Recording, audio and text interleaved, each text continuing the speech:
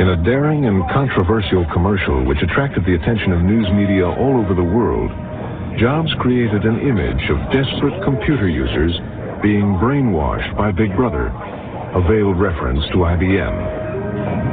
Secure from the head of a we are one.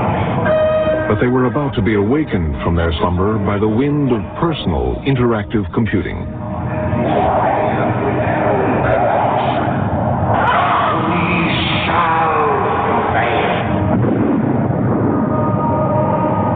January 24th, Apple Computer will introduce Macintosh.